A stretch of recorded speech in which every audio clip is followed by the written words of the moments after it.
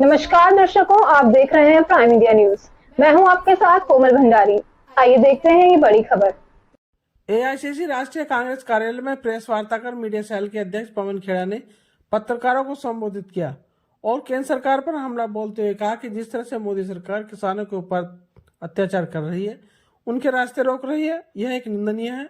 जो सरकार किसानों से वादे कर सत्ता में आई थी, आज किसानों के ऊपर आंसू गैस के गोले, वाटर कैनन चला रही है और उनके रास्ते रोक रही है। क्या किसानों का हक नहीं कि दिल्ली आए, प्रधानमंत्री से मिले, उनसे बात करें? ऐसा क्या है कि किसानों से प्रधानमंत्री मिलना नहीं चाहते? अलग अलग मंत्रालयों के मंत्री तो मिल सकते हैं, पर प्रधानमंत्री नहीं मिलना चाहते। ऐसा क्यों? और उन्होंने मांग की, अब हमें एमएसपी नहीं चाहिए, अब हम प्रधानमंत्री से कहेंगे कि सीधे किसानों से माफी मांगे। और हमारे नेता राहुल गांधी ने जनसभा में खड़े होकर कहा, हमारी सरकार आई तो हम किसानों को पूरी एमएसपी देंगे। उन्होंने आगे और क्या कुछ कहा, ये देखते हैं दिल्ली से प्राइम इंडिया न्यूज के संवाददाता मनोज सैनी की यह रिपोर्ट। जिस तरह से किसानों को बार बार सड़क पे आना पड़ रहा है, क्या हो रहा है? सही पूछिए नरेंद्र मोदी से, जो 2014 में अपने ऊंची ऊंची आवाज में वादे कर रहे थे, इनपुट कॉस्ट प्लस 50% मैं दूंगा, एमएसपी दूंगा। क्या हुआ उस वादे का? 2014 से 24 में आपको 2 बार जिता दिया किसानों ने। आपने तो धोखा दिया किसानों को, आपने झूठ बोला, सरेआम झूठ बोला। माफी मांगनी चाहिए आप। किसानों न केवल झूठ बोला, फिर किसानों को आतंकवादी और बोला। किसानों के रास्ते रोके जा रहे हैं, उन पर टीयर गैस जलाई जा रही है, गोलियां चलाई जा रही हैं। रास्ते रोक रहे हैं, ना केवल किसानों के रास्ते रोक रहे हैं। मैं और आप भी वहां से आ नहीं जा सकते। क्यों नहीं जा सकते? नियम क्या है जिस नियम के तहत सरकार रास्ते रोक रही है? कभी हमने नहीं सुना कि सरकार रास्ते रोकती। जिस तरह राहुल गांधी जी ने कल वादा करा है कि हमारी सरकार आती है तो हम एमएसपी पूरी देंगे, क्या कहा जाएगा सर? ये एक ऐतिहासिक गारंटी है। कांग्रेस की सरकार बनते ही इस देश के 15 करोड़ किसान परिवारों को एमएसपी दी जाएगी और लाभान्वित वो होंगे। 62 करोड़ किसान। Thank you. उस पर स्वामीनाथन की रिपोर्ट को लागू करना चाहिए।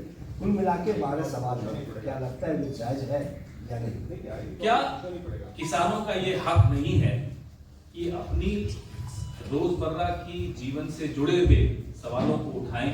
वो जल का हो, वो जंगल का हो, वो जमीन का हो, वो बिजली का हो, वो एमएसपी का हो।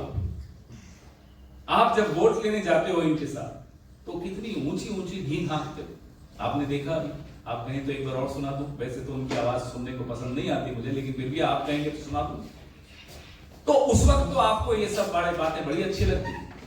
आज जब किसान आपको याद दिला रहा है कि साहब जब आप वोट मांगने आए थे तो आपने ये सब बातें कही थी, उस पर चर्चा कीजिए। बताइए मुझे कितनी बार प्रधानमंत्री इन किसान नेताओं से मिले पिछले 10 साल?